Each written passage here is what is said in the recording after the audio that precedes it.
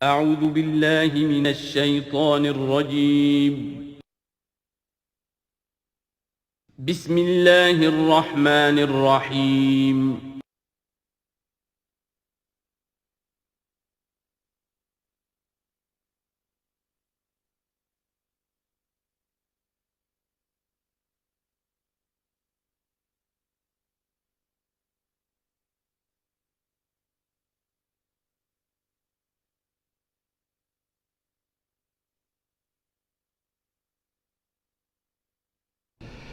اعوذ باللہ من الشیطان الرجیم بسم اللہ الرحمن الرحیم وَاعْلَمُوا أَنَّمَا غَنِمْتُم مِّن شَيْءٍ فَأَنَّ لِلَّهِ خُمُسَهُ وَلِلرَّسُولِ وَلِذِي الْقُرْبَى وَالْيَتَامَى وَالْمَسَاكِينِ وَابْنِ السَّبِيلِ إِن كُنتُمْ آمَنتُم بِاللَّهِ وَمَا أَنزَلْنَا عَلَىٰ عَبْدِنَا يَوْمَ الْفُرْقَانِ يَوْمَ الْتَقَى الْجَمْعَانِ وَاللَّهُ عَلَىٰ كُلِّ شَيْءٍ قَدِيرٌ صدق اللہ العظیم۔ اب یہاں وہ مال غنیمت کا حکم بیان ہو رہا ہے۔ وَاعْلَمُوا جان لو انما غنمتم من شیء جو بھی غنیمت تمہیں حاصل ہوئی ہے،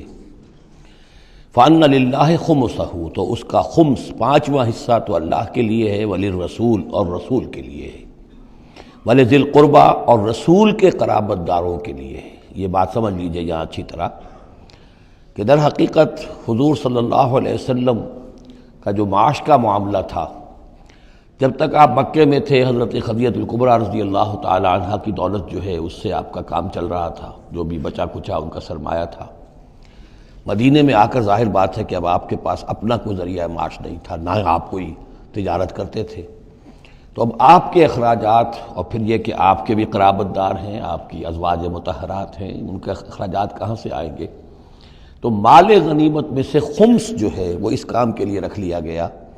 گویا وہ بیت المال کا حصہ ہوگا، اور بیت المال ہی کفالت کرے گا حضور کی بھی اور حضور کے قرابت داروں کی بھی۔ اس کے علاوہ اس بیت المال میں یتامى والمساکین وابن السبیل، اس میں حصہ ہوگا یتیموں کے لیے بھی اور مساکین اور محتاجوں کے لیے بھی اور مسافروں کے لیے بھی۔ یہ گویا کہ پانچواں حصہ مال غنیمت کا تو ہو گیا، سرکار سمجھ لیجیے سرکاری ہو گیا، لیکن اس سرکار میں سب سے بڑا خرچ جو ہے وہ در حقیقت محمد رسول اللہ صلی اللہ علیہ وسلم کے ذاتی آپ کے اخراجات، آپ کے ازواج مطہرات کا نان نفقہ، آپ کے قرابت داروں کا ذوی القربیٰ، جس میں آپ کو بھی تو ظاہر بات ہے کہ کچھ نہ کچھ صلہ رحمی آپ فرماتے تھے، تو اس کے لیے، اور یہ کہ یتیموں اور مساکین کے لیے وابن السبیل۔ ان کنتم آمنتم باللہ اگر تم ایمان رکھتے ہو اللہ پر،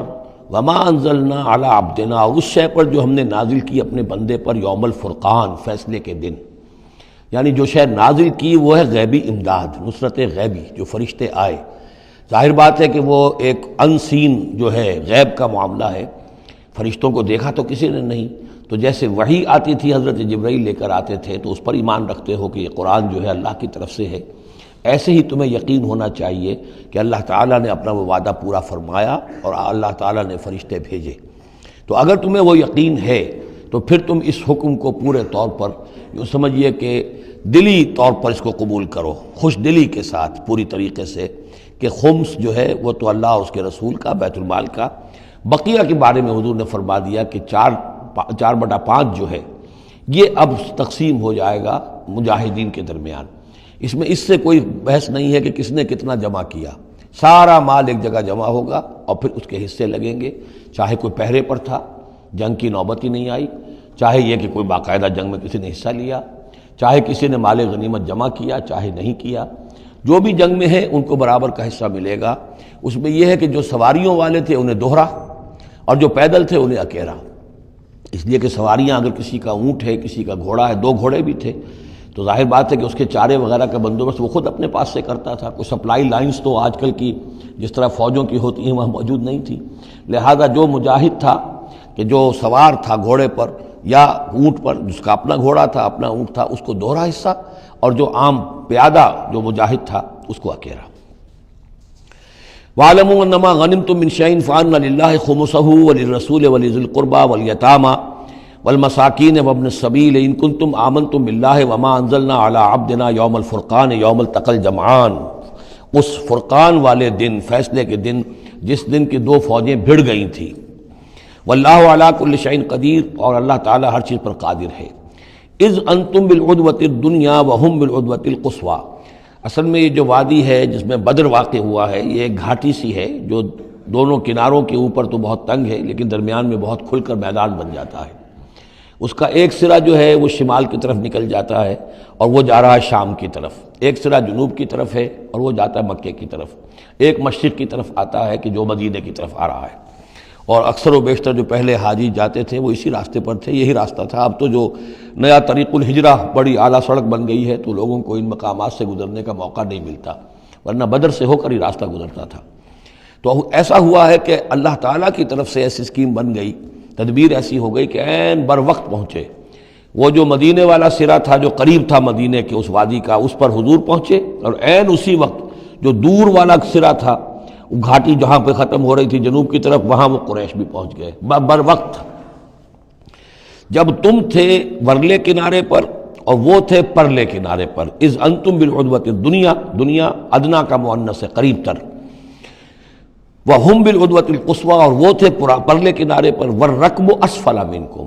اور وہ جو قافلہ تھا وہ تم سے نیچے تھا، نیچے ہو کر گزر گیا تھا، یعنی اس کے بعد پہاڑوں کی ایک رینج تھی اور اس کے بعد پھر تہامہ کا میدان تھا۔ تو ابو سفیان نے یہ کیا تھا کہ قافلے کو لے کر اس بدر کی گھاٹی میں داخل ہی نہیں ہوئے، ادھر سے تو وہ پیغام بھی بھیج دیا تاکہ فوج ادھر سے آئے، تاکہ مسلمانوں کی توجہ بھی ہو تو فوج کی طرف ہو جائے، اور اسی میں وہ داؤ لگا کر اپنے قافلے کو بچا کر نکال کر لے جائیں، اور وہ تہامہ میں ساحل کے ساتھ ساتھ ہو کر نکل بھی گئے۔ وَلَوْ تَوَاعَدْتُمْ لَاخْتَلَفْتُمْ فِي الْمِيعَادِ، اور اگر تم لوگوں نے آپس میں معاہدہ کیا ہوتا کہ فلاں وقت پر ہمیں پہنچنا ہے، ہو سکتا ہے کہ تم ایک ساتھ نہ پہنچ سکتے، اختلاف ہو جاتا، جیسے اپوائنٹمنٹ ہوتی ہے فلاں وقت پہ میں بھی پہنچوں گا آپ بھی پہنچ جائے تو کچھ نہ کچھ آگے پیچھے ہو جاتا ہے، تو اگر تم طے کر کے بھی آتے تو اتنا نہ ہوتا جتنا کہ ہم نے اپنی مشیت اپنی تدبیر سے کر دیا کہ عین وقت پر تمہیں وہاں پہنچا دیا۔ اس کی وجہ کیا تھی؟ ہم چاہتے تھے کہ یہ ٹکراؤ ہو جائے اور یہ بات واضح ہو جائے کہ جان لیں اہل مکہ کہ اللہ تعالیٰ کی نصرت کس کے ساتھ ہے، اس کے عوام بھی سمجھ لیں۔ وَلَٰكِن لِيَقْضِيَ اللَّهُ أَمْرًا كَانَ مَفْعُولًا، لیکن یہ سب کچھ لیے ہوا تاکہ اللہ تعالیٰ طے کر دے وہ شے، فیصلہ کر دے کہ جو ہو کر رہنی ہے، كَانَ مَفْعُولًا لِيَهْلِكَ مَنْ هَلَكَ عَنْ بَيِّنَةٍ، تاکہ اب جسے ہلاک ہونا ہے وہ ہلاک ہو بات کے واضح ہو جانے کے بعد۔ اب بھی عوام کی اگر آنکھیں نہیں کھلتی تو پھر گویا کہ وہ پھر مورد الزام خود ہے، اب ان کے سرداروں نے جو کچھ ان کی مت ماری تھی، اب آ کر اس موقع کے بعد ان کی آنکھیں کھل جانی چاہیے۔ اب بھی اگر کوئی ہلاک ہوتا ہے تو بات کے واضح ہونے کے بعد ہلاک ہو، لِيَهْلِكَ مَنْ هَلَكَ عَنْ بَيِّنَةٍ وَيَحْيَىٰ مَنْ حَيَّ عَنْ بَيِّنَةٍ، اور جسے جینا ہے، جس کی زندگی ہے روحانی زندگی، اور جو سیدھے راستے پر آنا چاہتا ہے وہ بھی اس بینہ کی بنا پر وہ سیدھے راستے پر آ جائے اور حیات معنوی حاصل کر لے۔ وَإِنَّ اللَّهَ سَمِيعٌ عَلِيمٌ، اور یقیناً اللہ سب کچھ سننے والا اور جاننے والا ہے۔ اِذْ يُرِيكَهُمُ اللَّهُ فِي مَنَامِكَ قَلِيلًا، جبکہ اللہ تعالیٰ آپ کو دکھا رہا تھا اے نبی ان کو آپ کی نیند میں کم۔ حضور نے خواب میں دیکھا کہ کوئی بڑی طاقت نہیں ہے، بڑی تھوڑی سی جمعیت ہے قریش کی جو آئی ہے، حالانکہ 1000 کا لشکر تھا۔ وَلَوْ أَرَاكَهُمْ كَثِيرًا، اور اگر آپ کو دکھایا ہوتا کہ وہ بڑی بڑی تعداد میں آ رہے ہیں، لَفَشِلْتُمْ، اور آپ نے وہ بات بتائی ہوتی صحابہ کرام کو، اپنے ساتھیوں کو، تو اے مسلمانوں پھر تم کمزوری دکھاتے، تم ڈھیلے پڑ جاتے۔ وَلَا تَنَازَعْتُمْ فِي الْأَمْرِ، اور معاملے کے اندر پھر کوئی ایک اور تنازع کھڑا ہو جاتا کہ ہمیں یہاں جنگ کرنی بھی چاہیے کہ نہیں۔ وَلَٰكِنَّ اللَّهَ سَلَّمَ، لیکن اللہ تعالیٰ نے سلامتی پیدا فرما دی۔ إِنَّهُ عَلِيمٌ بِذَاتِ الصُّدُورِ، یقیناً وہ جو کچھ سینوں کے اندر ہے اس سے واقف ہے۔ اس کی توجیہ یہ کی ہے مفسرین نے کہ اگرچہ نبی کا خواب جھوٹا نہیں ہو سکتا، یہ نہیں تھا کہ حضور کو جو خواب دکھایا گیا وہ غلط تھا، اصل میں ان کی جو معنوی حقیقت تھی وہ دکھا دی گئی۔ ایک ہے کسی شے کے اندر جو کمیت ہے، کوانٹیٹیو ایلیمنٹ ہے اس کا، ایک ہے جو اس کی کیفیت ہے، جو اس کے اندر اصل حقیقت ہے۔ تو یہ بات جو ہے اچھی طرح سمجھ لینے کی ہے کہ مکے سے جو اصل نفری آئی تھی وہ تو ان عوام الناس کی تھی کہ جن کو بارے میں جن کو معلوم تھا کہ محمد ہمارے بہترین آدمی ہیں صلی اللہ علیہ وسلم، اور جو ان کے ساتھی ہیں وہ ہمارے گلے سرسبد ہیں، ہمارے خاندان کے قریش کے بہترین لوگ ہیں، اور پھر یہ کہ انہوں نے کوئی جرم نہیں کیا ہے، کوئی ظلم نہیں کیا ہے، وہ صرف ایک خدا واحد کا کے ماننے والے اور جو ہیں وہ نیکیوں کا حکم دینے والے ہیں۔ تو جو ان کے ہاں جو بھی جس کو ہم کہتے ہیں سائلنٹ میجورٹی، عوام الناس، ان کے دل اپنے لیڈروں کے ساتھ نہیں تھے۔ آ تو گئے تھے، وہ ظاہر ہے کہ ان کا جبر تھا، ان کا فیصلہ تھا، لیڈروں کا حکم تھا، آ گئے تھے، لیکن مارے باندھے کو آئے ہوئے تھے۔ ان کے دلوں کے اندر وہ بات نہیں تھی کہ جو کسی ایسے لشکر میں ہوتی ہے کہ جو سمجھتا ہے اپنے آپ کو برحق، ہم حق کے لیے لڑ رہے ہیں، تو اس کے اندر جو طاقت ہوتی ہے اس لڑنے والے کے اندر، وہ اس شخص میں نہیں ہوتی کہ جو مارے باندھے کو لے آیا گیا ہو اور خود اسے اپنے دل میں یہ یقین نہ ہو کہ میں حق کے لیے لڑ رہا ہوں۔ اس اعتبار سے معنوی طور پر جو ان کی کیفیت تھی اس کے اعتبار سے وہ واقعتاً کم تھے۔ تو حضور کو خواب میں اللہ تعالیٰ نے ان کی اصل حقیقت دکھائی۔ وَإِذْ يُرِيكُمُوهُمْ إِذْ الْتَقَيْتُمْ فِي أَعْيُنِكُمْ قَلِيلًا وَيُقَلِّلُكُمْ فِي أَعْيُنِهِمْ۔ مزید برآں اللہ نے یہ کیا کہ جب دونوں لشکر ٹکرائے ہیں تو ایسی کیفیت پیدا کر دی کہ مسلمانوں کو بھی وہ تھوڑے لگ رہے تھے کہ کوئی زیادہ لوگ نہیں ہیں، اور انہیں بھی مسلمان تھوڑے نظر آ رہے تھے۔ یعنی یہ کہ ہر صورت اللہ نے ایسی بنا دی تھی کہ جنگ ہو اور ڈٹ کر ہو، تاکہ یہ صورتحال جو ہے یوم الفرقان ہونا اس کا بالکل واضح ہو جائے۔ اگر کسی وجہ سے وہ کنی کترا جاتا معاملہ اور جنگ نہ ہوتی، مقابلہ نہ ہوتا، تو جس طریقے سے کہ اللہ اس کو فیصلہ کن دن بنا دینا چاہتا تھا، یوم الفرقان فیصلے کا دن، وہ صورتحال پیدا نہ ہوتی۔ لِيَقْضِيَ اللَّهُ أَمْرًا كَانَ مَفْعُولًا، تاکہ اللہ پورا کر دے اس معاملے کو کہ جو ہونے والا ہی تھا۔ وَإِلَى اللَّهِ تُرْجَعُ الْأُمُورُ، اور تمام معاملات بالآخر تو اللہ ہی کی طرف لوٹا دیے جائیں گے۔ یا ایھا الذین آمنوا اذا لقیتم فئۃ فاثبتوا، اے اہل ایمان جب بھی اب تمہارا، اب چونکہ دور شروع ہو گیا ہے، اب تمہاری جد و جہد جو ہے وہ آخری مرحلے میں داخل ہو چکی ہے، مسلح تصادم کا آغاز ہو چکا ہے، اور یہ تو ابھی پہلی جنگ ہے، ابھی جنگیں اور آنی ہیں، اگلے ہی سال غزوہ احد ہو گیا۔ جب بھی تمہارا مقابلہ ہو کسی فوج سے فاثبتوا، پہلا حکم تو یہ ہے کہ پھر ثابت قدم رہو، قدم جمائے رکھو۔ دوسرا حکم وَاذْكُرُوا اللَّهَ كَثِيرًا، اور اللہ کا ذکر کرو کثرت کے ساتھ، لعلکم تفلحون، تاکہ تم فلاح پاؤ۔ تمہاری جو طاقت ہے وہ اللہ تعالیٰ کے بھروسے پر ہے۔ وَاصْبِرْ وَمَا صَبْرُكَ إِلَّا بِاللَّهِ، ایک بندہ مومن کا صبر جو ہے وہ اللہ کے بھروسے پر ہے، لہذا اللہ یاد رہے گا، اللہ کے ساتھ قلبی تعلق، روحانی تعلق استوار ہوگا تو تم ثابت قدم رہو گے، اور اگر اللہ کے رشتہ ٹوٹ گیا، قلبی رشتہ، روحانی رشتہ، تو پھر تمہارے اندر جان نہیں ہوگی۔ اور تیسرا حکم لعلکم تفلحون، تاکہ تم مراد پاؤ، اور تیسرا حکم اطیعوا اللہ ورسولہ، اور دیکھو تیسرا حکم یہ ہے کہ جو ڈسپلن ہے اس کی پابندی کرو، حکم مانو اللہ کا اور اس کے رسول کا۔ اب ویسے تو یہاں اللہ کا حکم بھی کہا گیا ہے، لیکن ظاہر بات ہے کہ وہاں تو ہر وقت جو حکم آتا تھا وہ رسول کا حکم آتا تھا، اس لیے کہ قرآن بھی آ رہا ہے تو رسول کی زبان سے ادا ہو رہا ہے، اور رسول اپنی جانب سے اپنی اجتہاد کے تحت، اپنی رائے کے تحت، اپنی تدبیر کے تحت کوئی رائے دے رہے ہیں تو بھی حضور کی زبان مبارک سے ادا ہو رہا ہے۔ تو ویسے کہنے کو یہ اللہ اور اس کے رسول کی اطاعت کرو، لیکن عملاً وہ رسول اطاعت بن جاتی ہے۔ بمصطفیٰ برساں خویش را کہ دی ہمہ اوست،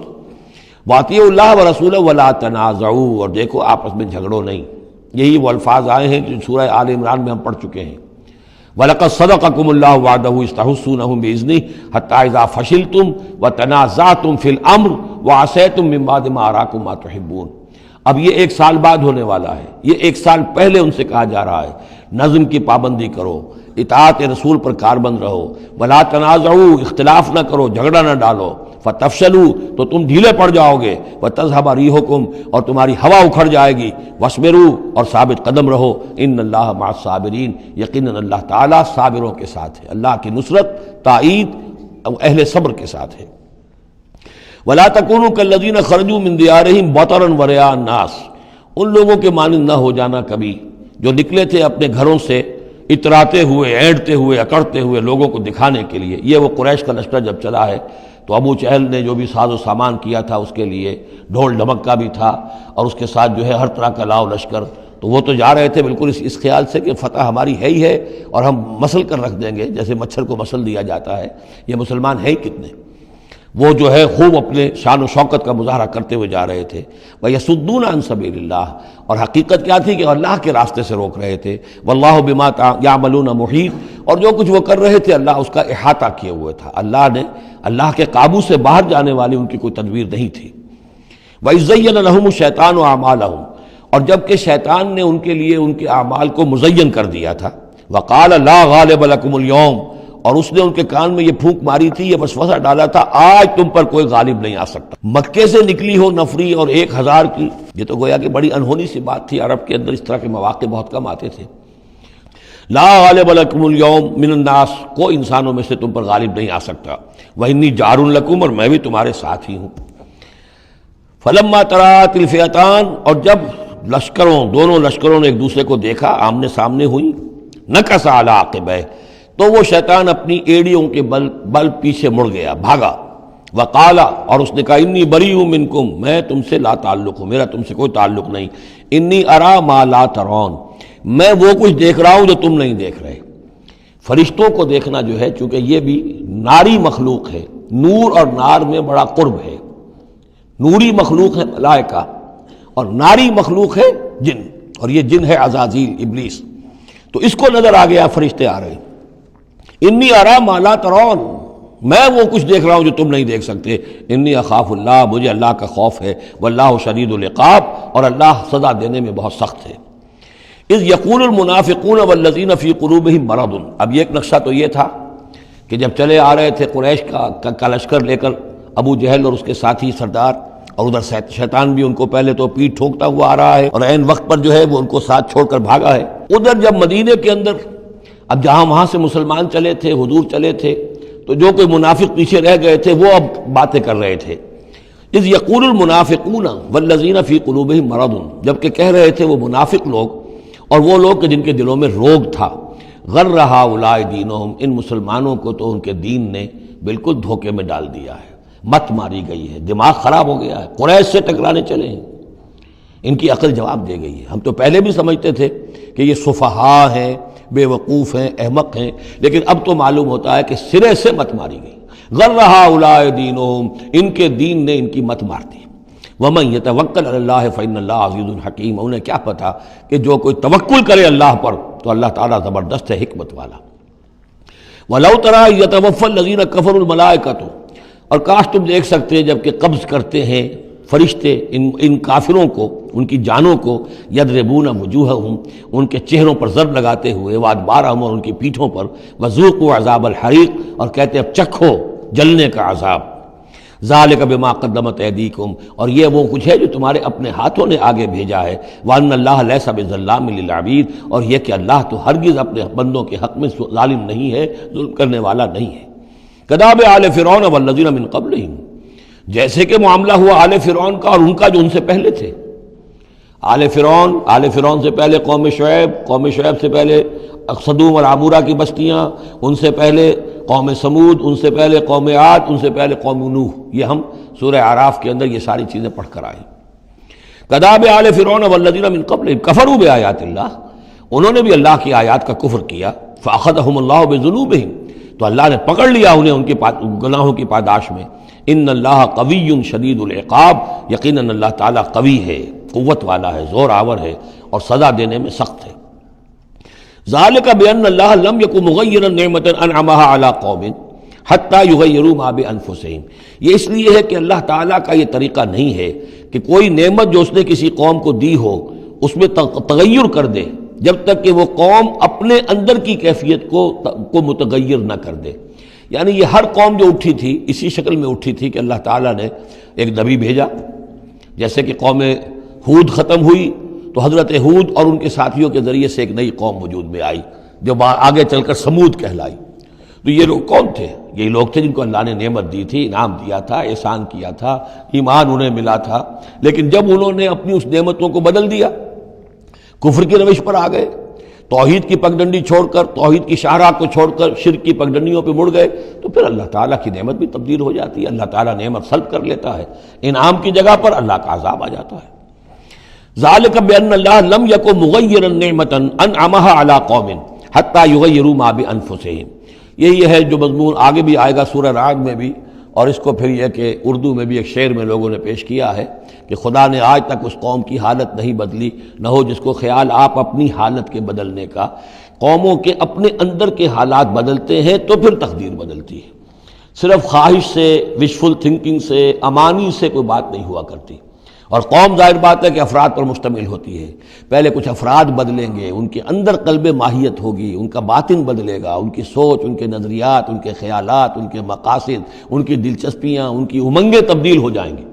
یہ اندر کے بدلے ہوئے لوگ جو ہیں جب کثیر تعداد میں ہوں گے تو پھر یہ مل جل کر زور لگائیں گے، طاقت لگائیں گے، معاشرے کو بدل دیں گے، اور پھر یہ اس طریقے سے کہ انقلاب آئے گا۔ کیوں بجاں در رفت جہاں دیگر شود، جہاں چو دیگر شد جہاں دیگر شود، جب یہ قرآن کسی کے اندر اتر جاتا ہے اس کے اندر ایک تبدیلی آ جاتی ہے، بالکل بدل جاتا ہے انسان اندرونی طور پر، اور یہ اندرونی تبدیلی ہے جو عالمی انقلاب تک ممتد ہو سکتی ہے۔ وَأَنَّ اللَّهَ سَمِيعٌ عَلِيمٌ، اللہ سب کچھ سننے والا جاننے والا ہے۔ کداب آل فرعون، جیسے کہ دستور تھا یا ہوا معاملہ آل فرعون کا، والذین من قبلہم، اور جو ان سے پہلے تھے، کذبوا بآیات ربہم، انہوں نے اپنے رب کی آیات کو جھٹلایا، فأہلکناہم بذنوبہم، تو ہم نے ان کو ہلاک کر دیا ان کے گناہوں کی پاداش میں، وأغرقنا آل فرعون، اور آل فرعون کو ہم نے غرق کر دیا، وکل کانوا ظالمین، اور یہ سب کے سب ظالم تھے۔ ان شر الدواب عند اللہ الذین کفروا فہم لا یؤمنون، بدترین چوپائے اللہ کے نزدیک یہی لوگ ہیں، اللہ کے نزدیک جو کفر کرتے ہیں اور وہ ایمان نہیں لاتے۔ یعنی وہی جو آیت ہم پڑھ چکے ہیں سورہ اعراف میں کہ یہ لوگ انسان نظر آتے ہیں، حقیقت میں انسان نہیں ہیں۔ لہم قلوب لا یفقہون بہا ولہم اعین لا یبصرون بہا ولہم آذان لا یسمعون بہا اولئک کالانعام بل ہم اضل، وہ چوپایوں کے مانند ہیں بلکہ ان سے بھی گئے گزرے۔ اس لیے شر الدواب کہا گیا، تمام جانداروں میں اور جمان چوپایوں میں، جانوروں میں سب سے برے لوگ جو ہیں وہ یہ انسان نما حیوان ہیں کہ جن کے اندر عقل نہیں، جن کے اندر شعور نہیں، جو ایمان سے خالی ہیں اور کفر پر اور صرف دنیا کی لذتوں پر ریجھ گئے ہیں۔ الذین عاہدت منہم ثم ینقضون عہدہم فی کل مرۃ وہم لا یتقون، وہ لوگ کہ جن سے آپ نے اے نبی معاہدہ کیا تھا پھر وہ ہر مرتبہ اپنا عہد توڑتے ہیں اور اس کا کوئی ڈر نہیں رکھتے۔ اب یہ اشارہ ہو رہا ہے یہود کی طرف، کیونکہ حضور جب مدینے میں تشریف لائے تو میں نے آپ کو شروع میں بتا دیا تھا کہ آپ نے بہت بڑا یہ سمجھیے کہ اس کو Montgomery what, professor Montgomery what نے جس قدر تعریف کی ہے اس کی، اور سارے جتنے بھی الفاظ ہو سکتے تھے انگریزی زبان میں، اسٹیٹس مین شپ کہ حضور کا معاملہ، فہمی کا معاملہ، تدبر کا معاملہ، سیاست کو سمجھنے کا معاملہ، اس کی بہت بڑی بات یہ ہے کہ آپ نے یہودی قبائل جو تھے تینوں ان کو معاہدوں میں جکڑ لیا۔ تو یہ ایک بہت بڑا آپ کا کارنامہ تھا، لیکن اب ظاہر بات ہے جکڑے تو وہ گئے، اندر سے وہ دشمنی کرتے تھے، ساز باز کرتے تھے۔ اوپر معاہدہ ہے، اندر سے ساز باز چل رہی ہے، پیغامات بھیجے جا رہے ہیں قریش کو کہ کیا کر رہے ہیں آپ لوگ، کیوں دیر کر رہے ہیں، کیوں نہیں حملہ کرتے، ہم اندر سے آپ کی مدد کریں گے۔ تو یہ خدمت ابھی چل رہی تھی۔ تو فرمایا الذین عاہدت منہم ثم ینقضون عہدہم، وہ لوگ کہ جن سے نبی آپ نے عہد کیا، معاہدے کیے، اور وہ یہ کہ اپنے معاہدے توڑ رہے ہیں، فی کل مرۃ، ہر بار، وہم لا یتقون، اور وہ ڈرتے نہیں ہیں۔ فإما تثقفنہم فی الحرب،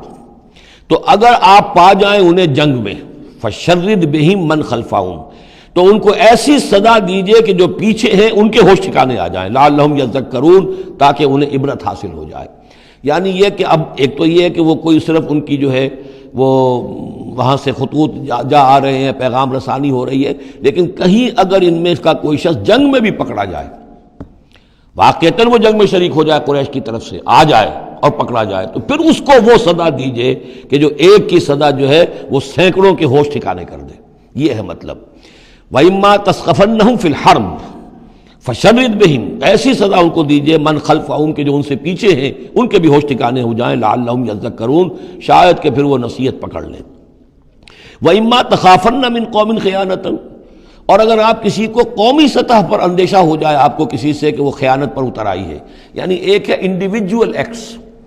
بنو قریظہ کا کوئی شخص ہے جو کام کر رہا ہے، بنو قریظہ کا سردار کہے گا صاحب مجھے کیا معلوم، یہ ایک شخص کا انڈیویجول معاملہ ہے، اس نے کوئی خط لکھ دیا ہوگا قریش کو یا کوئی سلسلہ جرمانی کیا ہوگا، لیکن یہ ہمارا اجتماعی معاملہ نہیں ہے، ہم معاہدے کے پابند ہیں۔ بنو قینقاع کا کوئی شخص ہے اس نے کر دیا، تو اس کے لیے تو پہلا حکم آ گیا، وہ کہیں اگر مل جائے، جنگ میں مل جائے، کیونکہ ویسے تو اسے ہاتھ نہیں لگا سکتے، معاہدہ ہے ان کے ساتھ، تو معاہدہ ہے، اس کو کیا سزا دیں گے، لیکن یہ کہ جنگ میں کہیں آ جائے، اتنی جرأت کر جائے تو پھر اس کو وہ سخت سزا دیجیے گا کہ جو پیچھے بیٹھے ہوئے ہیں، جو ڈورے ہلا رہے ہیں، تارے ہلا رہے ہیں، ان کو بھی ہوش ٹھکانے آ جائے۔ لیکن یہ کہ اگر آپ کو اندیشہ ہو جائے کہ کوئی قبیلہ جو ہے وہ خلاف ورزی کرنے پر اتر آیا ہے، خیانت کرنے پر اتر آیا ہے، وَإِمَّا تَخَافَنَّ مِنْ قَوْمٍ خِيَانَةً، کسی کی طرف سے خیانت کا آپ کو اندیشہ ہی ہو جائے، فَانبِذْ إِلَيْهِمْ عَلَىٰ سَوَاءٍ، تو پھر پھینک دیجئے ان کی طرف کھلم کھلا، یعنی پھر معاہدے کو ایبروگیٹ کیجئے، کہہ دیجئے کہ آج سے ہمارا کوئی معاہدہ نہیں۔ یہ نہیں ہے کہ معاہدہ بھی قائم رہے اور آپ ان کے خلاف اقدام بھی کر دیں، یہ صحیح نہیں، اس لیے کہ یہ مقام جو ہے اخلاقی اعتبار سے بھی غلط ہے، اور خاص طور پر آپ کا مقام، مقام نبوت، اس کے اعتبار سے کسی درجے میں بھی نہیں ہے کہ کسی قوم کے ساتھ معاہدہ بھی ہے، آپ کو اندیشہ ہے کہ وہ خیانت کر رہے ہیں تو آپ کھلم کھلا اعلان کر دیجئے کہ آج سے میرا اور تمہارا کوئی معاہدہ نہیں، پھر اقدام کیجئے۔ لیکن یہ کہ بغیر اس اعلان کے کوئی اقدام کرنا ان کے خلاف، یہ در حقیقت اللہ تعالیٰ جو اخلاق چاہتا ہے اہل ایمان کے، اس کے منافی ہے۔ وَإِمَّا تَخَافَنَّ مِنْ قَوْمٍ خِيَانَةً فَانبِذْ إِلَيْهِمْ عَلَىٰ سَوَاءٍ۔ اصل میں یہی وہ بات تھی جس کے حوالے سے مولانا مودودی مرحوم نے 1948 میں یہ جو جہاد کشمیر اس وقت ہو رہا تھا اس کے بارے میں رائے ظاہر کی تھی کہ ہندوستان کے ساتھ ہمارے سفارتی تعلقات ہیں، بھارت کے ساتھ ہمارا سارا معاملہ معاہدات کے اوپر چل رہا ہے، پھر اگر یہ کہ معاملہ جو ہے دوسری طرف ہم یہ شکل کر رہے ہیں کہ وہاں پر جنگ کا معاملہ کر رہے ہیں تو یہ غلط ہے، شریعت کی روح سے، قرآن کی روح سے غلط ہے۔ ہمیں کھلم کھلا اعلان کرنا چاہیے، جو بھی ہو اللہ تعالیٰ پر بھروسہ رکھنا چاہیے، کھل کر سامنے آنا چاہیے۔ یہ یا کہ میز کے اوپر تو معاہدہ ہے، ہاتھ مل رہے ہیں اور میز کے نیچے سے ٹانگیں گھسیٹی جا رہی ہیں، یہ دنیا داروں کا دھندا تو ٹھیک ہے، لیکن اسلام کی روح سے ایک اسلام کے نام پر بننے والی مملکت کی حکومت کا یہ طرز عمل درست نہیں ہے۔ یہ تھا وہ معاملہ جو سن 48 میں مولانا مودودی نے یہ رائے ظاہر کی تھی، اور اس پر پھر کافی ان کے خلاف جو ہے عوامی جذبات جو ہیں وہ بہت جو ہے اس وقت بہت بلند ہو گئے تھے، مشتعل ہو گئے تھے، اس لیے کہ عوام کی اپنی سوچ ہوتی ہے۔ وَإِمَّا تَخَافَنَّ مِنْ قَوْمٍ خِيَانَةً فَانبِذْ إِلَيْهِمْ عَلَىٰ سَوَاءٍ، معاہدہ ان کے منہ پر دے مارو، ان اللہ لا يحب الخائنین، یقیناً اللہ تعالیٰ کو خیانت کرنے والے پسند نہیں ہے۔ وَلَا يَحْسَبَنَّ الَّذِينَ كَفَرُوا سَبَقُوا، اور نہ سمجھے وہ لوگ جنہوں نے کفر کیا ہے کہ وہ بچ نکلے ہیں، یعنی یہ کہ اب اگر کچھ لوگ بچ کے بھی تو چلے گئے نا، آخر 1000 کی نفری آئی تھی، انہم لا یعجزون، یہ جو بچ کر چلے گئے وہ یہ نہ سمجھے کہ وہ اللہ کو عاجز کر دیں گے، وہ عاجز نہیں کر سکیں گے۔ وَأَعِدُّوا لَهُم مَّا اسْتَطَعْتُمْ، اور اے مسلمانوں اب جب یہ نیا دور شروع ہو ہی گیا ہے تمہاری اس دعوت و تحریک کا، تو اب پوری طریقے سے اپنے امکان بھر سامان حرب تیار کرو۔ اعدوا لہم، اعداد، تیاری کرنا، اسلحہ تیار کرو، سامان جنگ تیار کرو، گھوڑے تیار رکھو، رسالہ تمہارا ہونا چاہیے، جو بھی تمہارے لیے ممکن ہے۔ یہ توکل کا مطلب یہ نہیں ہے کہ تم ہاتھ پر ہاتھ دھر کر بیٹھ رہو اللہ تمہاری مدد کرے گا۔ اعدوا لہم ما استطعتم، اپنی استطاعت جو ہے اس کی حد تک تو پوری تیاری کرو، من قوت، طاقت سے بھی، ومن رباط الخیل، اور پلے ہوئے گھوڑوں کے ذریعے سے بھی، اس لیے کہ اس زمانے میں جنگ کے لیے سب سے زیادہ جو مؤثر شے تھی آپ کو معلوم ہے وہ گھوڑا، تیز رفتار ہے، اونٹ جو ہے تیز دوڑ نہیں سکتا ہے۔ اور اسی حوالے سے آج سمجھ لیجئے ہمارے لیے بہت اہم مسئلہ ہے یہ، اللہ تعالیٰ نے شاید عالم اسلام میں پورے میں پتہ نہیں 50 60 70 کتنے ملک دنیا میں ہیں مسلمان کہلاتے ہیں، ایک ملک ہے صرف جسے ایٹمک صلاحیت دی ہے، اور یہ امانت پوری امت مسلمہ کی ہے، مسلمانان پاکستان کے پاس۔ اور اس کے بارے میں اگر امریکہ کا دباؤ قبول کر لیا گیا تو یہ سب سے بڑی خیانت ہوگی اللہ کے ساتھ، امت مسلمہ کے ساتھ، اللہ کے دین کے ساتھ۔ وہ اسرائیل لے کر بیٹھا ہوا ہے ایٹم بم کے، اس کے پاس انبار لگے ہوئے، لیکن یہ ہے کہ ساری پالیسی جو چل رہی ہے وہ یہ کسی طریقے سے پاکستان کا، ایک عراق کے بارے میں اندیشہ ہوا تھا کہ اس سے ایٹمی دانت نکل سکتے ہیں، اس ایک مرتبہ اس کا وہ ایٹمک پلانٹ جو ہے اس کا بھرکس نکال دیا تھا، دوسری مرتبہ یہ کہ اس کا پورا بھرکس ہی نکل گیا، اگلا پچھلا کھایا پیا سب اگلوا دیا۔ اب پاکستان پر سارا دباؤ، ساری ڈپلومیسی جو بھی چل رہی ہے اس وقت، کان کھولنے کی اور آنکھیں کھول کر دن گزارنے کی ضرورت ہے۔ ہمیں حکم یہ ہے کہ جو بھی اللہ نے تمہیں دیا ہے، تمہارا امکان، جو بھی تمہارے پاس امکانی طاقت ہے اسے سنبھال کر رکھو، ڈیٹرنٹ۔ اعدوا لہم ما استطعتم من قوت ومن رباط الخیل ترہبون بہ عدو اللہ، تاکہ تم اللہ کے دشمنوں کو اس سے ڈرا سکو، یہی ہے ڈیٹرنٹ، معلوم ہو کہ ان کے پاس وہ طاقت ہے۔ وعدوکم، اور اپنے دشمنوں کو بھی ڈرا سکو، وآخرین من دونہم، ایک تو ہے اللہ کے دشمن اور تمہارے دشمن ایک اور بھی ہیں جو ان کے سوا ہیں، ان کے پرے ہیں، انہیں تم نہیں جانتے، لا تعلمونہم اللہ یعلمہم، اللہ انہیں جانتا ہے، یعنی وہ مارے آستین منافقین ہیں، یہ تمہاری اپنی آستینوں کے اندر بیٹھے ہوئے ہیں، تمہیں پتہ بھی نہیں ہے کہ وہ لوگ بھی در حقیقت ففتھ کالمسٹ عنصر ہے کہ جو در حقیقت تمہاری تباہی چاہتا ہے، بربادی چاہتا ہے۔ وما تنفقوا من شیء، اب ظاہر بات ہے کہ اگر ساز و سامان فراہم کرنا ہے، اسلحہ فراہم کرنا ہے، اور ساز و سامان کے لیے جو ہے گھوڑے تیار کرنے ہیں تو انفاق کرنا پڑے گا۔ انفقوا مما رزقناکم وما تنفقوا من شیء فی سبیل اللہ یوفی الیکم، اور دیکھو جو کچھ بھی تم خرچ کرو گے اللہ کی راہ میں وہ پورا پورا تمہیں مل جائے گا، پورا پورا دیا جائے گا۔ وانتم لا تظلمون، اور تم پر کوئی زیادتی نہیں ہوگی، تمہاری کوئی حق تلفی نہیں ہوگی۔ تم دو تو صحیح، اب وہ پورے 2 رکوع ذہن میں لے آئیے جو سورہ بقرہ میں ہم نے پڑھے تھے کہ اگر کوئی شخص اللہ کی راہ میں مال خرچ کرتا ہے، فی سبیل اللہ خرچ کرتا ہے، جیسے ایک دانہ جو ہے وہ زمین کے اندر ڈال دیتے ہو، اس سے جو ایک پودا نکلتا ہے، اس میں سٹے ہوتے ہیں، 7 سٹے ہیں، اور ہر سٹے کے اندر 100 دانے ہیں، تو وہ ایک دانہ 700 دانے پیدا کر رہا ہے، اور اللہ تعالیٰ جس کو چاہے گا 700 گنا سے بھی زیادہ اجر و ثواب دے گا۔ کہاں صحت کا رکھ رہے ہو اپنے پیسے، خرچ کر دو اسے، اس لیے کہ اب اس دعوت کا اور اس تحریک کا اور محمد رسول اللہ کی جو جد و جہد ہے اس کا وہ مرحلہ آ گیا ہے کہ اب ساز و سامان اور کیل کانٹے سے لیس ہونا ضروری ہے۔ وَإِن جَنَحُوا لِلسَّلْمِ فَانْجَحْ لَهَا، اور اے نبی اگر وہ اپنے بازو اپنے کندھے نیچے گرا دے امن کے لیے، صلح کے لیے، اگر قریش آمادہ ہو جاتے ہیں تو آپ بھی جھک جائیے، کوئی بات نہیں، صلح کر لیجیے۔ وَتَوَكَّلْ عَلَى اللَّهِ، اللہ پر توکل کیجیے، یعنی یہ کہ اگر وہ صلح کرنے کے اوپر آمادہ ہے صلح کر لیجئے، اور ڈریے نہیں کہ ہو سکتا ہے وہ چال چل رہے ہوں، نہیں، صلح کا جواب صلح سے دیجئے، لیکن یہ کہ اللہ پر توکل کیجئے، وہ السمیع العلیم، وہ سب کچھ انہ هو السمیع العلیم، یقیناً وہ سب کچھ سننے والا اور جاننے والا ہے۔ وَإِن يُرِيدُوا أَن يَخْدَعُوكَ، اور اگر وہ چاہتے ہو کہ آپ کو دھوکہ دے دیں، فَإِنَّ حَسْبَكَ اللَّهُ، تب بھی آپ نہ گھبرائیں، آپ کے لیے اللہ کافی ہے،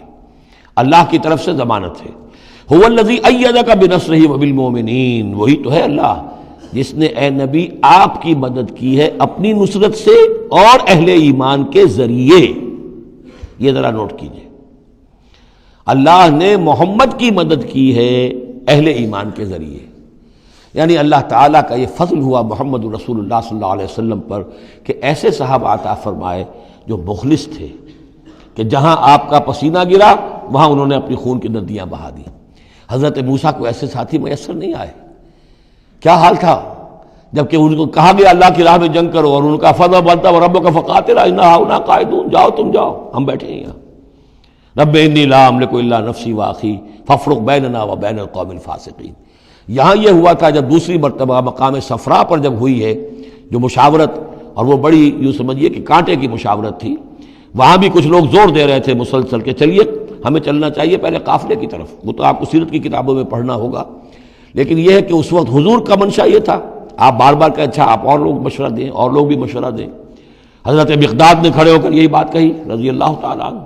اے نبی آپ ہمیں موسیٰ کے ساتھی نہ سمجھیے جنہوں نے کہہ دیا تھا فَاسْتَبَنْتَ وَرَبُّكَ فَقَاتِلَ إِنَّا هَؤُنَا قَاعِدُونَ، ہم آپ کے ساتھی ہیں، آپ جو حکم دیں ہم حاضر ہیں۔ حضرت ابوبکر نے تقریر کی، حضرت عمر نے تقریر کی، حضور دیکھ رہے ہیں انصار کا کیا منشا ہے، ان کی کیا رائے ہے۔ پھر کھڑے ہوئے حضرت سعد، انہوں نے کہا ہے کانک تعنینا یا رسول اللہ، اے اللہ کے رسول شاید آپ کا روح سخن ہماری جانب ہے،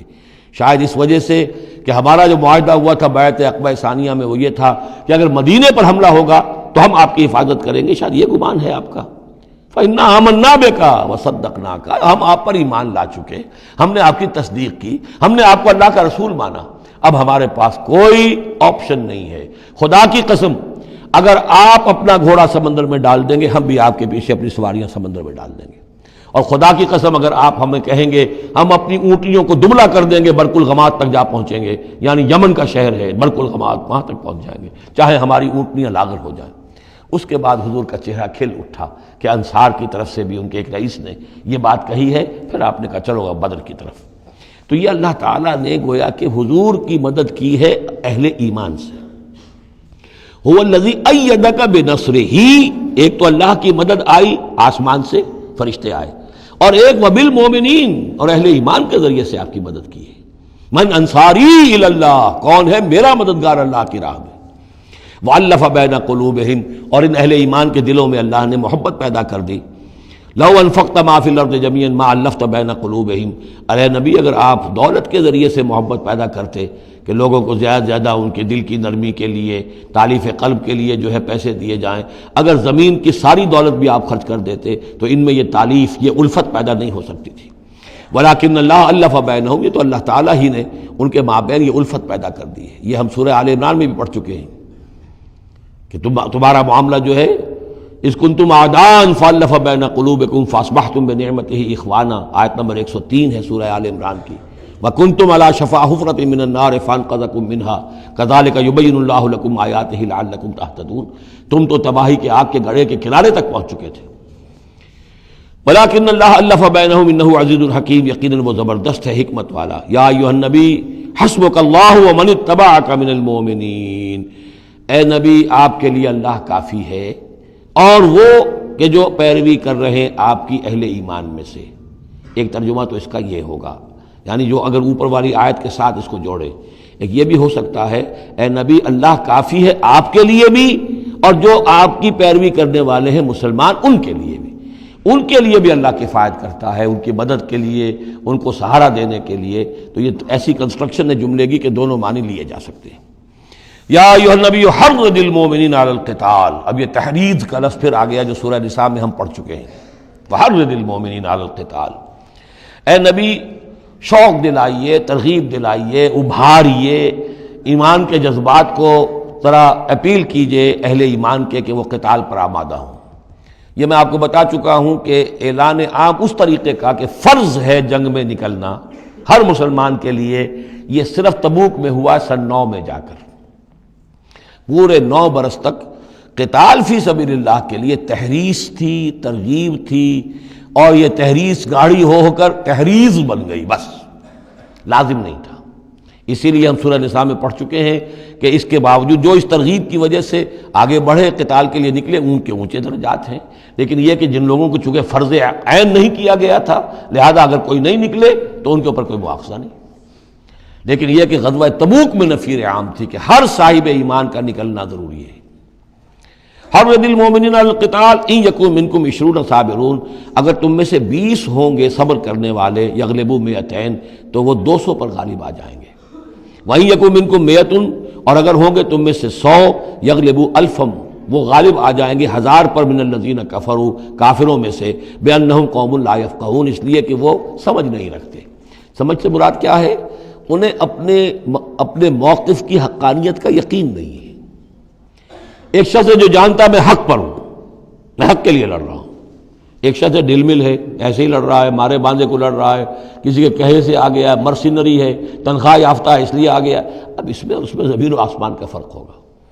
تو ان لوگوں کو چونکہ وہ شے حاصل نہیں ہے لہذا ان کی حالت کیا ہے کہ اگر آپ 10 ہوں گے 100 پر غالب آ جائیں گے۔ لیکن اس کے بعد جو اگلی آیت آ رہی ہے وہ گویا کہ اس کی کچھ عرصے کے بعد یقیناً نازل ہوگی،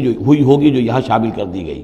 الآن خفف اللہ عنکم، اب اللہ نے تم پر سے تخفیف کر دی ہے، وعلم ان فیکم ضعفا، اور اللہ کے علم میں ہے یہ بات کہ تمہارے اندر کچھ کمزوری آ گئی ہے۔ لیکن یہ کمزوری کیسے آئی ہے اس کو سمجھ لینا چاہیے۔ سابقون الاولون مہاجرین اور انصار کے اندر کوئی کمزوری نہیں آئی معاذ اللہ، ابو بکر اور عمر میں یا سعد بن معاذ میں رضی اللہ تعالیٰ عنہ مجمعین، ان میں کوئی کمزوری نہیں آئی۔ لیکن جو نئے مسلمان آ رہے تھے جن کی ابھی تربیت نہیں ہوئی تھی، اوسط گر رہا ہے۔ ظاہر بات ہے جو نئے لوگوں کی تعداد بڑھ رہی ہے، جن کی تربیت اتنی نہیں ہوئی ہے، جن کے اندر ایمان ابھی اتنا گہرا نہیں اترا ہے، اتنا راسخ نہیں ہوا ہے، تو اس کے حوالے سے اب فرض کیجئے کہ 1000 کے اندر پہلے تو ایسے ہوتے تھے کچے پکے جو ہیں وہ 20 ہیں، 50 ہیں، 100 ہیں، اب یہ ہے کہ ان کی تعداد بڑھتی جا رہی ہے اگر، تو نتیجہ کیا ہوگا کہ اوسط جو ہے وہ گر جائے گی۔ اس اوسط کے اعتبار سے اب تمہارے اندر کچھ کمزوری آ گئی ہے۔ فَإِن يَكُن مِّنكُم 100 صَابِرَةٌ يَغْلِبُوا 200،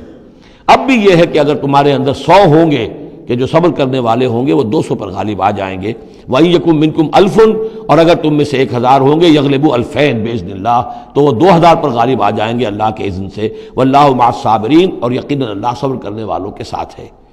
مَا كَانَ لِنَبِيٍّ أَن يَكُونَ لَهُ أَسْرَىٰ، اب یہ ایک اور بہت نازک معاملہ ہوا جو غزوہ بدر کے بعد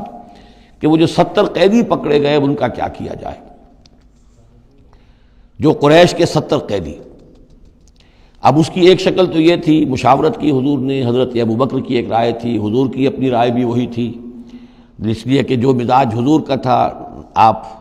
شفیق، نرم، رؤوف، رقیق القلب، یہی معاملہ حضرت ابو بکر کا تھا۔ حضرت عمر تھے سخت، اشدہم فی امر اللہ عمر، حضرت عمر کی یہ رائے تھی کہ ان سب کو قتل کر دینا چاہیے، اگر ہم نے فدیہ لے کر یا معاف کر دیا ویسے ہی چھوڑ دیا یہ پھر دوبارہ آئیں گے، کفر کو تقویت حاصل ہوگی۔ تو اس کو تو جب تک کہ کفر کی کمر ٹوٹ نہ جائے، یہ سانپ جو ہے جب تک کہ پوری طرح کچلا نہ جائے اس وقت تک جو ہے ہمیں کوئی نرمی نہیں کرنی چاہیے، بلکہ وہ اس حد تک تھے کہ ہم میں سے یہ جو قیدی آئے ہیں جو ان کے قریب ترین عزیز ہوں، بس مہاجرین کے اندر وہ لوگ موجود تھے، قریش کے جو لوگ پکڑے گئے ہیں تو مہاجر جو تھے یہاں صحابہ کرام وہ بھی تو قرشی تھے، تو اپنے قریب ترین عزیزوں کو اپنے ہاتھ سے قتل کریں، یہ حضرت عمر کی رائے تھی۔ حضور صلی اللہ علیہ وسلم کی رائے اور حضرت ابوبکر کی رائے بھی یہ تھی کہ نہیں، نرمی کی جائے، فدیہ لے کر چھوڑ دیا جائے۔ فیصلہ ہو گیا، اس پر عمل ہو گیا، لیکن پھر جو یہ آیت اتری ہے یہ پھر بہت سخت ہے، اس میں اس فیصلے کو غلط قرار دیا گیا۔ اگرچہ فیصلہ ہو گیا ٹھیک ہے، لیکن یہ کہ اس کے اوپر گرفت ہوئی ہے کہ یہ نہیں ہونا چاہیے تھا۔ یہ مضمون بنیادی طور پر یہ سورہ محمد میں آئے گا صلی اللہ علیہ وسلم، اور وہاں تفصیل کے ساتھ اس کی پوری بات آ چکی ہے۔ اور چونکہ سورہ محمد سورہ بقرہ سے بھی پہلے نازل ہو چکی تھی، سورۃ القتال، اس حوالے سے یہ بات جو ہے بہت اہم ہے کہ اس میں یہ قاعدہ قانون آ چکا تھا۔ اس کے باوجود اس بات کا ہو جانا یہ گویا کہ ایک طرح سے ایک کوتاہی ہوئی ہے، وقتی طور پر نظر انداز ہو گیا اللہ تعالیٰ کا مستقل حکم۔ ما کان لنبی ان یکون لہ اسریٰ، کسی نبی کے لیے یہ جائز نہیں ہے کہ اس کے پاس قیدی ہوں، حتی یسخن فی الارض، جب تک کہ زمین کے اندر خوب خونریزی نہ ہو لے، یعنی باطل کی کمر نہ توڑی جا چکی ہو، اس وقت تک قیدی رکھنا۔ قیدی رکھنے کا مطلب یہ کہ وہ زندہ رہیں گے، آج نہیں تو کل انہیں چھوڑنا پڑے گا، آپ چھوڑیں گے ان کو، وہ پھر کفر کی تقویت کا باعث بنیں گے۔ تريدون عرض الدنیا، تم دنیا کا ساز و سامان چاہتے ہو، یعنی فدیہ ملے گا، مال ملے گا۔ اب یہ ظاہر بات ہے کہ نہ حضور کی یہ نیت ہو سکتی تھی معاذ اللہ، اور نہ حضرت ابوبکر کی، لیکن اللہ تعالیٰ کا معاملہ ہے، جب وہ اپنے نبیوں کے اوپر بھی کبھی گرفت کرتا ہے تو بظاہر الفاظ بڑے سخت ہوتے ہیں، بظاہر بڑے سخت ہوتے ہیں، تو اس کے اندر وہ سختی موجود ہے۔ ظاہر بات ہے کہ یہ بات نہ حضور کے لیے نہ حضرت ابوبکر کے لیے۔ تريدون عرض الدنیا، تم دنیا کا سامان چاہتے ہو، واللہ یرید الآخرہ، اللہ کے پیش نظر آخرت ہے۔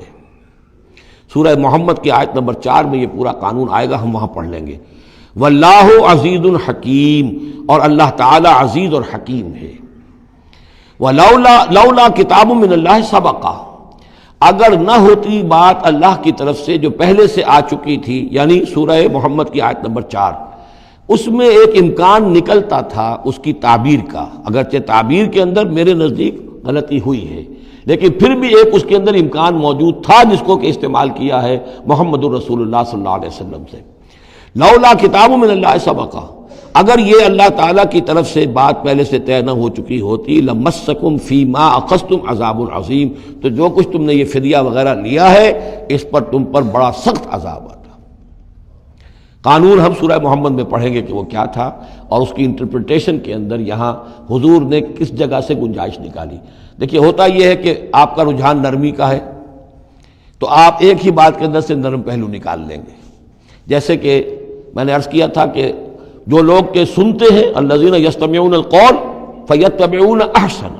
وہ لوگ کہ جو کسی بات کو سن کر پھر پیروی کرتے ہیں اس میں سے بہترین کی، جو بھی اس میں اعلیٰ ترین درجہ ہے اس تک پہنچنے کی کوشش کرتے ہیں۔ لیکن طبیعت کے اندر اگر نرمی تھی تو اس نرمی کی وجہ سے حضور نے اس کے اندر ایک اپنے لیے گنجائش نکال لی، لیکن چونکہ اس آیت کے اندر وہ گنجائش واقعتاً موجود ہے، لہذا فرمایا اگر وہ نہ ہوا ہوتا، لولا کتاب من اللہ سبقہ، اگر وہ آیت پہلے نازل نہ ہو چکی ہوتی، لمسکم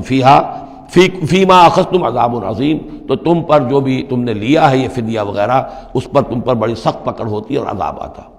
روایات میں آتا ہے کہ حضور بھی اور حضرت ابوبکر بھی دونوں پھر اس آیت کے نزول کے بعد روتے رہے ہیں کہ ہم سے یہ خطا ہوئی ہے۔ بہرحال خطا اجتہادی ہے، کوئی غلط اس طرح کی نہیں ہے کہ کسی صریح حکم کی خلاف ورزی کی گئی ہو، وہ یہ ہے کہ جو بھی اس میں رعایت رکھی گئی تھی اس کو آپ نے اپنے اجتہاد سے اس کے اندر سے جو بھی نرمی کا پہلو تھا وہ نکال دیا۔ فَكُلُوا مِمَّا غَنِمْتُمْ حَلَالًا طَيِّبًا، تو اب کھاؤ جو تمہیں ملا ہے غنیمت۔ غنیمت میں وہ بھی ہے جو عین جنگ کے موقع پر مال غنیمت ملا، اور جو فدیہ اب مل رہا ہے وہ بھی غنیمت ہے۔ حلال طیبہ، کھاؤ، اس میں کوئی اب تمہیں ہچکچاہٹ نہ ہو، حلال اور طیب ستھرا۔ واتقوا اللہ، اللہ کا تقوی اختیار کرو، ان اللہ غفور الرحیم، یقیناً اللہ تعالیٰ بخشنے والا رحم فرمانے والا ہے۔ یا ایھا النبی قل لمن فی ایدیکم من الاسریٰ، اے نبی کہہ دیجئے ان لوگوں سے جو آپ کے قبضے میں ہیں قیدی۔ اب قیدیوں میں جان لیجئے حضرت عباس ابن عبد المطلب بھی تھے رضی اللہ عنہ، جو حضور کے چچا تھے۔ گمان غالب یہ ہے کہ وہ ایمان تو لا چکے تھے، اپنے ایمان کا اعلان نہیں کیا تھا، لہذا جنگ میں کفار کے ساتھ ہو کر آئے تھے، وہ بھی گرفتار تھے۔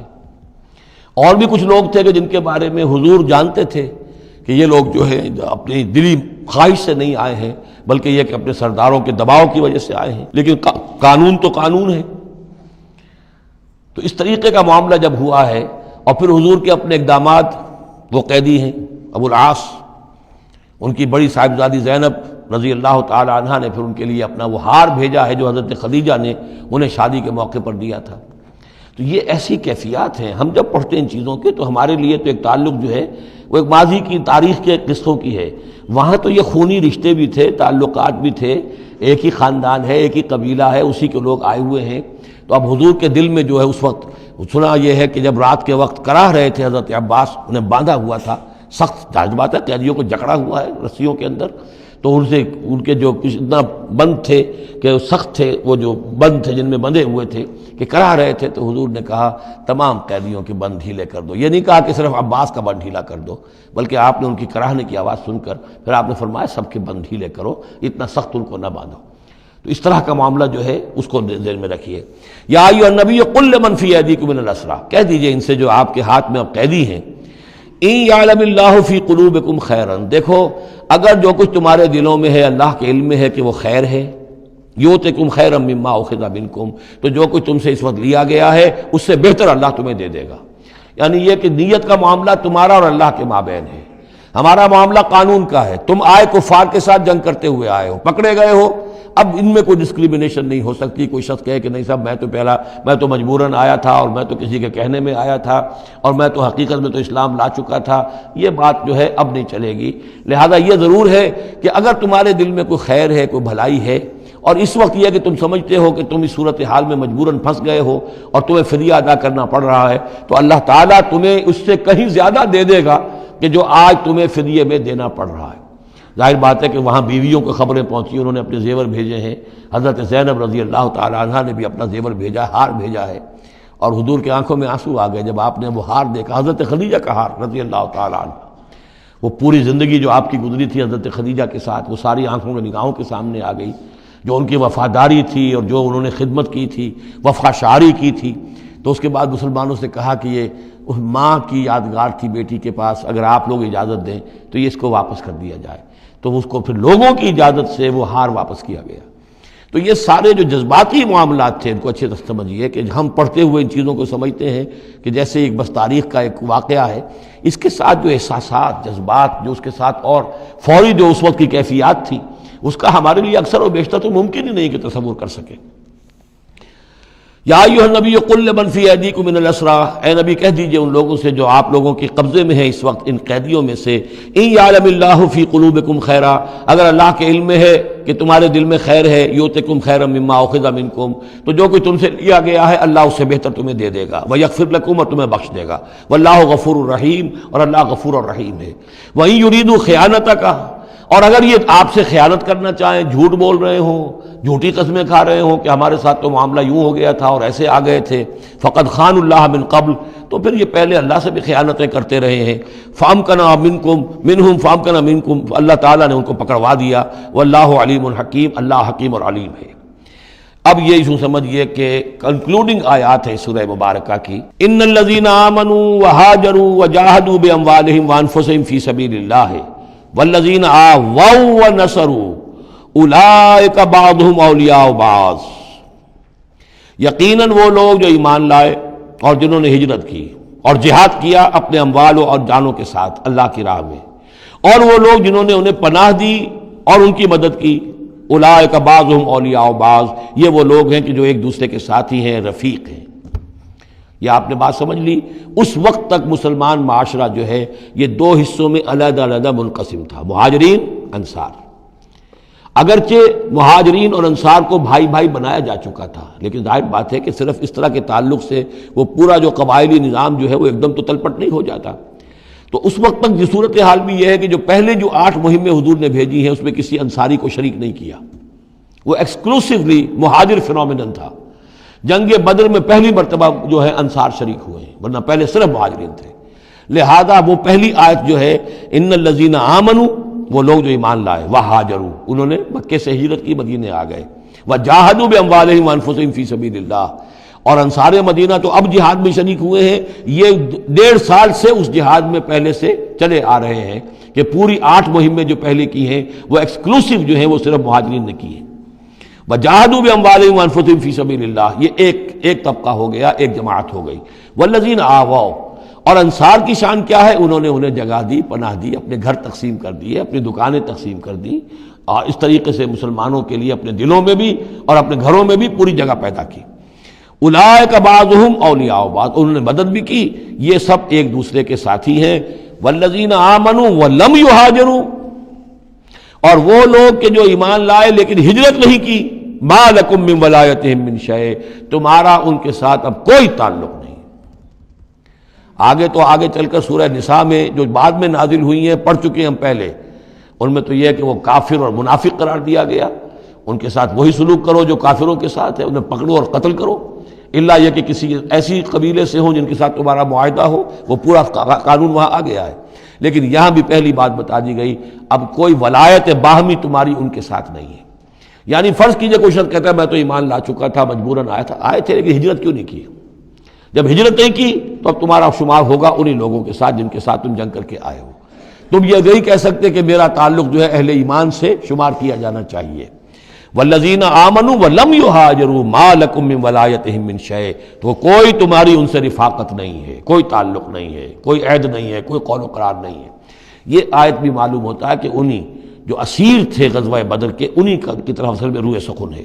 حتیٰ یہاجروا، جب تک کہ وہ ہجرت نہ کریں، ہاں اب واپس جائیں، فدیہ دے کر جائیں، پھر ہجرت کر کے آ جائیں تو ٹھیک ہے، پھر وہ مسلمانوں میں سے ہوں گے، تمہارے بھائی ہوں گے، تمہارے حمایتی ہوں گے اور تم ان کی حمایت کرو گے۔ وَإِنِ اسْتَنصَرُوكُمْ فِي الدِّينِ، اور وہ لوگ کہ جو ایمان تو لائے لیکن ہجرت نہیں کی، اپنے اپنے قبیلوں میں رہے یا مکے میں رہے، اگر وہ تم سے مدد مانگے دین میں، فَعَلَيْكُمُ النَّصْرُ، تو اے مسلمانوں تم پر واجب ہے ان کی مدد کرنا۔ إِلَّا عَلَىٰ قَوْمٍ بَيْنَكُمْ وَبَيْنَهُمْ مِيثَاقٌ، سوائے اس کے کہ وہ کسی ایسی قوم سے تعلق رکھتے ہوں کہ جن کے تمہارے درمیان کوئی معاہدہ ہے۔ اگر کوئی قبیلہ ہے کہ جس کے ساتھ حضور نے معاہدہ کیا ہوا ہے صلح کا، اور وہاں کوئی مسلمان ہے اور وہ ہجرت تو کر نہیں رہا، وہاں سے وہ مدد کی درخواست کرتا ہے کہ میری مدد کی جائے، تو اس کے خلاف اس کی مدد نہیں کی جائے گی، اس لیے کہ قوم کے ساتھ معاہدہ ہے۔ واللہ بما تعملون بصیر، اور جو کچھ تم کر رہے ہو اللہ اسے دیکھ رہا ہے۔ والذین کفروا بعضهم اولیاء بعض، اور وہ لوگ جنہوں نے کفر کیا وہ ایک دوسرے کے ساتھی ہیں، ایک دوسرے کے حمایتی ہیں، ایک دوسرے کے پشت پناہ ہیں۔ عرب قبائلی معاشرے کے اندر یہ جو ولایت کا معاملہ ہوتا تھا، اس میں پھر یہ ذمہ داریاں بھی آتی تھیں۔ کسی کے اوپر تاوان پڑ گیا ہے تو جو اس کے ولی ہیں، جو اس کے حلیف ہیں، ان کو بھی تاوان میں سے حصہ پھر دینا پڑتا تھا۔ کوئی قیدی ہو گیا ہے، اسے کوئی فدیہ دینا ہے، تو جو اس کے حلیف ہیں، جب اس کے گھر والے بھی وہ فدیے کے لیے رقم جمع کریں گے تو وہ حلیف بھی اس کے اندر اپنا حصہ ڈالیں گے۔ تو یہ تو معاشرے کے اندر جو قبائلی معاشرہ ہوتا ہے یہ چیزیں ہوتی ہیں۔ تو یہاں فرما دیا گیا جو کافر ہیں وہ ایک دوسرے کے حلیف ہیں، جو اہل ایمان ہیں وہ ایک دوسرے کے حلیف ہیں، لیکن اہل ایمان میں سے جو ہجرت نہیں کرتے وہ اہل ایمان کے حلیف نہیں ہیں، بلکہ وہ تو انہی کافروں کے ساتھ شمار ہوگا ان کا جن کے ہاں وہ رہ رہے ہیں۔ البتہ یہ کہ اگر وہ مدد طلب کریں تمہیں مدد کرنی ہوگی، بشرطے کہ ان کے قبیلے سے تمہارا کوئی معاہدہ نہ ہو۔ الا تفعلوہ، اگر تم ان چیزوں کی پابندی نہ کرو، ایک مسلمان ہے وہاں سے اس نے خط لکھ دیا ہے کہ مجھے یہاں ستایا جا رہا ہے، حالانکہ اس قبیلے سے آپ کا معاہدہ اور آپ چڑھ دوڑے اس قبیلے کے اوپر، تو یہ معاملہ نہیں چلے گا دنیا کے اندر۔ ہر چیز کا ایک قاعدہ ہے، قانون ہے، اسے وہاں سے ہجرت کرنی چاہیے، یا ہجرت نہیں کر رہا ہے تو تکلیف جھیلنی چاہیے، برداشت کرنی چاہیے۔ مسلمان مدد نہیں کر سکتے چونکہ اس کے قبیلے سے مسلمانوں کا معاہدہ ہے۔ الا تفعلوہ، اگر یہ قواعد و ضوابط پیش نظر نہیں رکھو گے، ان کی پابندی نہیں کرو گے، تکن فتنۃ، تو پھر تو یہ ہے کہ فساد برپا ہو جائے گا، فتنہ پھیلے گا، فی الارض و فساد کبیر، اور بہت بڑی جو ہے بدامنی ہو جائے گی۔ اب وہ آیت آگئی جس کا میں نے ذکر کیا تھا، والذین آمنوا وہاجروا وجاہدوا فی سبیل اللہ والذین آووا ونصروا اولئک ھم المؤمنون حقا۔ اب ان دو طبقات کو جمع کر دیا گیا، والذین آمنوا وہاجروا وجاہدوا فی سبیل اللہ والذین آووا ونصروا، ویسے یہ کہ وہ لوگ جو ایمان لائے اور جنہوں نے ہجرت کی اور جنہوں نے جہاد کیا اللہ کی راہ میں، یعنی یہ مہاجرین، والذین آووا، اور وہ انصار مدینہ جنہوں نے انہیں پناہ دی، انہیں جگہ دی، انہیں اکوموڈیٹ کیا، والذین آووا ونصروا، اور نصرت کی، اولئک ھم المؤمنون حقا لہم مغفرۃ ورزق کریم، ان کے لیے مغفرت ہے اور رزق کریم ہے۔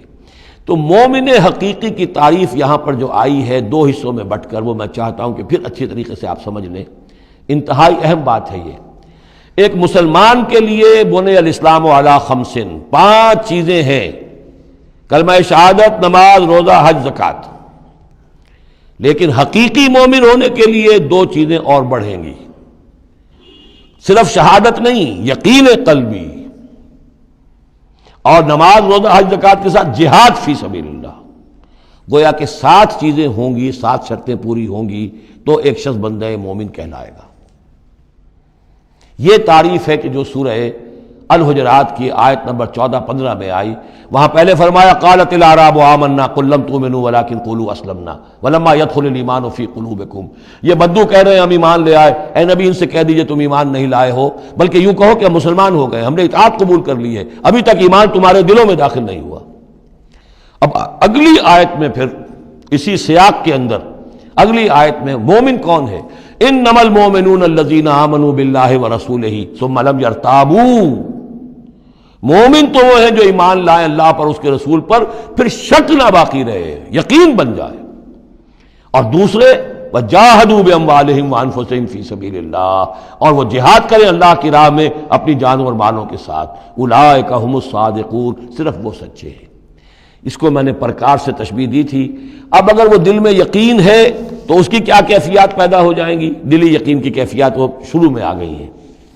انما المؤمنون الذین اذا ذکر اللہ وجلت قلوبہم۔ اہل ایمان تو وہ ہیں حقیقت میں کہ جب اللہ کی یاد کرتے ہیں، اللہ کا ذکر ہوتا ہے، ان کے دل لرز اٹھتے ہیں۔ وَإِذَا تُلِيَتْ عَلَيْهِمْ آيَاتُهُ زَادَتْهُمْ ایمانا، جب ان کو اللہ کی آیات پڑھ کر سنائی جاتی ہیں ان کے ایمان میں اضافہ ہوتا ہے۔ وَعَلَىٰ رَبِّهِمْ يَتَوَكَّلُونَ، ان کا توکل، ان کا بھروسہ کل کا کل اللہ کی ذات پر ہے۔ الذین یقیمون الصلاۃ ومما رزقناہم ينفقون، اور وہ لوگ جو نماز قائم کرتے ہیں اور انفاق کرتے ہیں اللہ کی راہ میں اس میں سے جو ہم نے دیا۔ اولئک ھم المؤمنون حقا، یہ ہے سچے مومن، پکے مومن۔ لیکن یہ مومن کی شخصیت کی تصویر کا ایک رخ ہے۔ بدقسمتی سے ہمارے ہاں یہ 2 رخ علیحدہ ہو گئے۔ معاملہ یہ ہے کہ یہ ہے ایک ورق، اس ورق کا ایک صفحہ یہ ہے، ایک صفحہ یہ ہے، یہ انسیپریبل ہے، صفحات کو جدا نہیں کر سکتے آپ۔ ورق ایک ہے، اس کا ایک رخ یہ ہے صفحہ، ایک رخ یہ ہے صفحہ۔ مومن کی شخصیت کا ایک صفحہ، اس کی تصویر کا ایک رخ یہ ہے، دل میں یقین ہے، اللہ کی یاد کرتا ہے، دل لرزتا ہے، آیات قرآنی پڑھتا ہے یا سنتا ہے، دل میں ایمان بڑھتا ہے، ہر معاملے میں توکل، اس کا بھروسہ اللہ کی ذات پر ہے، نماز قائم کیے ہوئے ہے، زکوٰۃ ادا کرتا ہے، اللہ کی راہ میں خرچ کرتا ہے۔ یہ شخصیت کا ایک رخ ہو گیا، اولئک ھم المؤمنون حقا۔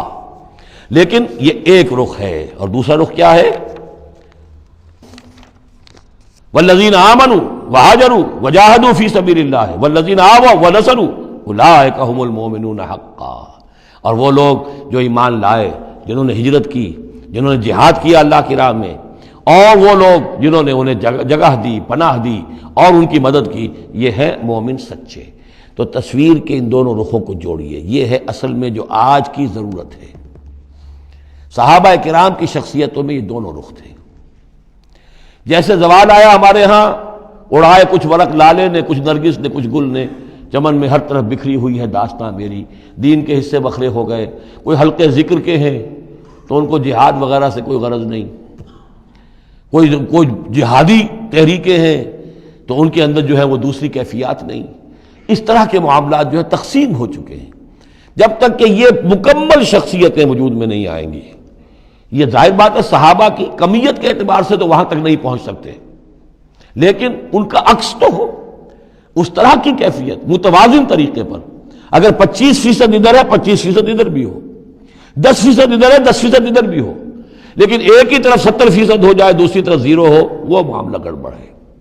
یہ دونوں جو رخ ہے شخصیت کے، ان کو جمع کرنے کی ضرورت ہے۔ اولئک ھم المؤمنون حقا لہم مغفرۃ ورزق کریم، ان کے لیے مغفرت ہے اور رزق کریم ہے۔ اللہم ربنا اجعلنا منہم، اللہم ربنا اجعلنا منہم والذین آمنوا من بعد وہاجروا وجاہدوا، اور جو لوگ بعد میں ایمان لائے یا لائیں گے اور ہجرت کریں، جہاد کریں، وجاہدوا معکم، تمہارے ساتھ ہو کر جہاد کریں، فاولئک منکم، تو اے مسلمانوں وہ تم ہی میں سے ہیں، تمہاری جماعت، تمہاری امت حزب اللہ کے حصے ہوں گے۔ وَأُولُو الْأَرْحَامِ بَعْضُهُمْ أَوْلَىٰ بِبَعْضٍ فِي کتاب اللہ، البتہ اللہ کا جو قانون ہے، جو شریعت ہے، مثلا جو وراثت کا معاملہ ہے، اس کا تعلق جو اولو الارحام کے ساتھ ہے۔ یہ جو بھائی چارہ تھا اس کے بنا پر وراثت نہیں ہے،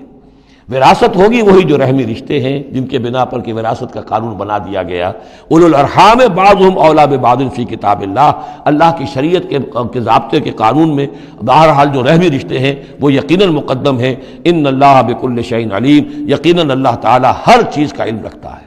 بارک اللہ لی ولکم فی القرآن العظیم ونفعنی وإیاکم بالآیات والذکر الحکیم.